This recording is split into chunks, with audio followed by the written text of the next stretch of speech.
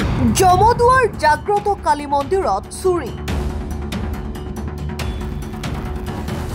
লুটি নিলে সোণৰূপৰ আলংকাৰ বিলাসীপাৰা সমজিলাৰ শালকুচা আৰক্ষী চকীৰ অন্তৰ্গত জমদুৱাৰ জাগ্ৰত কালী মন্দিৰত চোৰে চলাই চাফাই অভিযান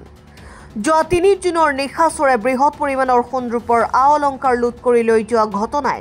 অঞ্চলটোত তীব্ৰ চাঞ্চল্যৰ সৃষ্টি কৰিছে ঘটনা সন্দৰ্ভত জমদুৱাৰ প্ৰথম খণ্ড গাঁৱৰ বাসিন্দা দেৱকুমাৰ ৰায়ে শালকুচা আৰক্ষী চকীত দাখিল কৰা এজাহাৰ মতে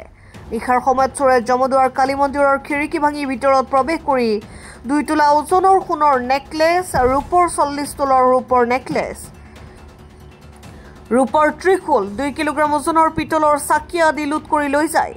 শীঘ্ৰ তদন্ত কৰি চুৰি হোৱা অলংকাৰসমূহ উদ্ধাৰ কৰিবলৈ আৰক্ষী প্ৰশাসনৰ ওচৰত আবেদন জনাইছে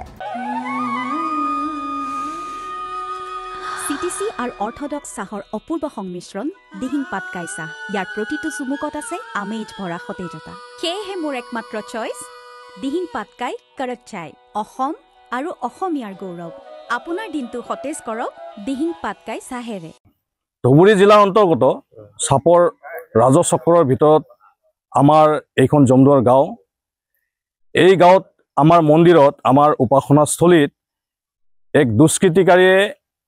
চুৰি ঘটনা সংঘটিত কৰি থৈ যায় যোৱা 4 তাৰিখে আৰক্ষী প্ৰশাসনক আমাৰ শালকুচা আৰক্ষী প্ৰশাসনক অৱগত কৰাইছো এজাহাৰ মৰ্মে তেখেতসকলে আহি তদন্ত কৰি থৈ যায় কিন্তু পৰিতাপৰ বিষয়ে আজিলৈকে চুৰক কৰায়ত্ব কৰিব পৰা নাই ধুবুৰী জিলাৰ আৰক্ষী অধীক্ষক মহোদয়ক লগতে বিলাসীপাৰাৰ SDPO ছাৰক অনুৰোধ জনাইছো চুৰক কৰায়ত্ব কৰি কঠোৰতকৈ কঠোৰতম শাস্তি প্ৰদান কৰি দি আমাৰ চুৰি হোৱা সামগ্ৰীখিনি যাতে ঘূৰাই পাওঁ অসমৰ মুখ্যমন্ত্ৰী সন্মানীয় ডক্টৰ হিমন্ত বিশ্ব শৰ্মা ছাৰক এইটোৱে অনুৰোধ কৰিব বিচাৰিছো যে আমাৰ সনাতন ধৰ্মৰ উপাসনাস্থলীসমূহত যাতে কোনো দুষ্কৃতিকাৰীয়ে এনেবোৰ ঘটনা সংঘটিত কৰিব নোৱাৰে তাৰ বাবে আৰক্ষী প্ৰশাসনৰ জৰিয়তে কঠোৰতছে কঠোৰতম শাস্তি প্ৰদান কৰি চোকা নজৰ ৰাখিবলৈ আমি ইয়াৰে অনুৰোধ জনাইছো news desk report Assam time